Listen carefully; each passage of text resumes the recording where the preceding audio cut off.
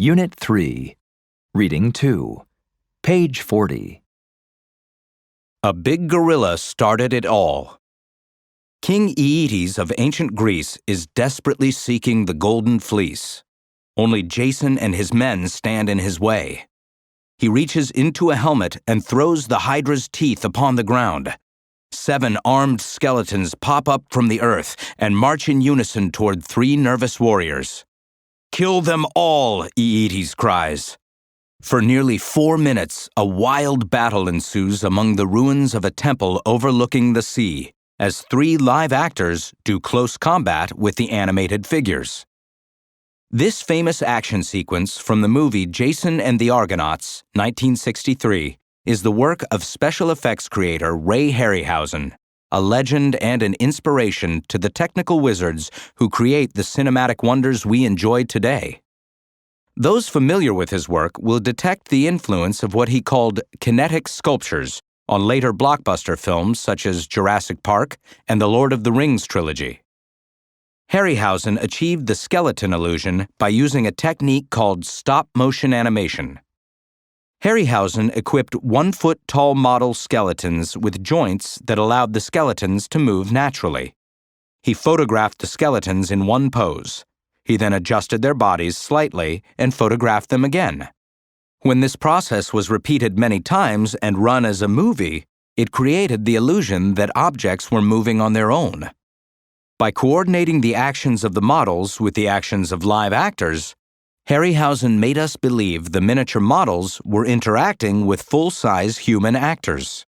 It was a tedious process. The skeleton battle took 4.5 months to film. But the characters were far more realistic and three-dimensional than cartoon characters and more physically expressive than puppets.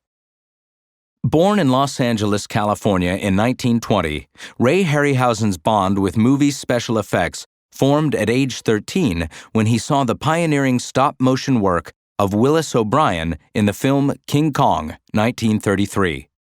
Even as an adolescent, Harryhausen could tell that the gigantic gorilla was not a man in an ape suit or a cartoon.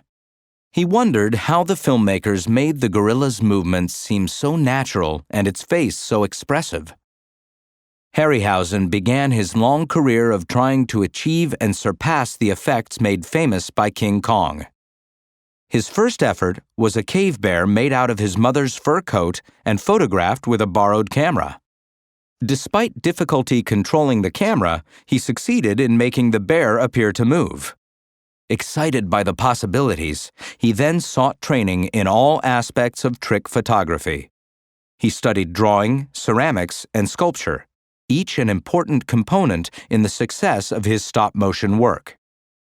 By 1940, Harryhausen was making films on his family's back porch and soon worked on animated shorts for Paramount Studios. In 1942, he was drafted into the Army Signal Corps, where he worked on animated sequences for training films. After his discharge, Harryhausen made 5 stop-motion fairy tales called Mother Goose stories. The artistic success of these animations led to his first big break when Willis O'Brien hired him to work on Mighty Joe Young, 1949.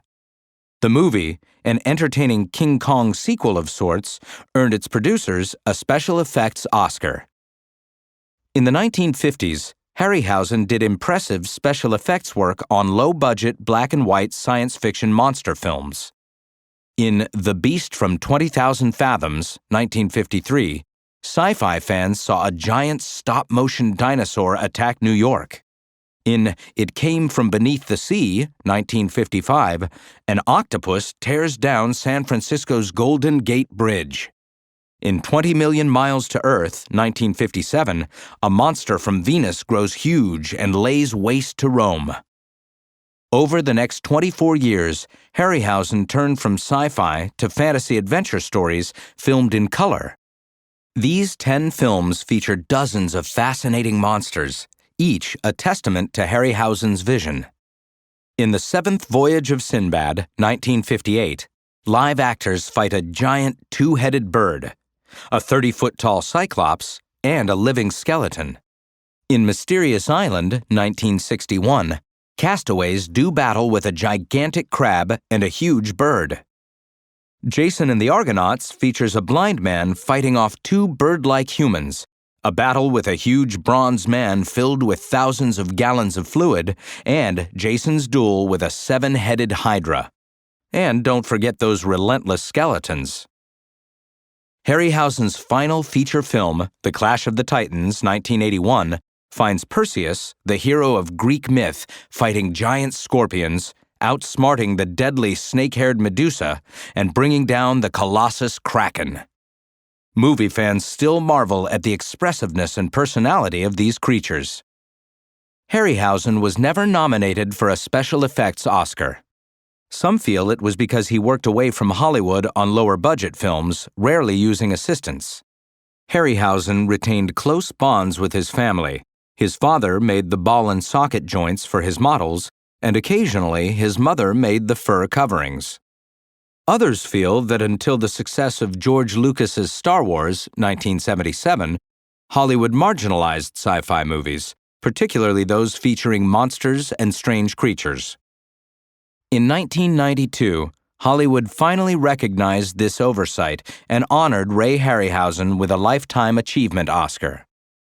At the presentation ceremony, two-time Academy Award-winning actor Tom Hanks reportedly said to Harryhausen, "Lots of people say Citizen Kane is the greatest film of all time. No way. It's Jason and the Argonauts." Today, Harryhausen's stop-motion animation technique has been superseded by more sophisticated computer-generated imaging and performance capture animation. People accustomed to seamless digital effects may find his work a little rough around the edges. Nonetheless, many contemporary filmmakers are students of his work and cite it as their inspiration. Peter Jackson, the director of the Lord of the Rings trilogy and King Kong 2005, is one prominent example. He credits much of his lifelong desire to make movies to a childhood fascination with Harryhausen's work.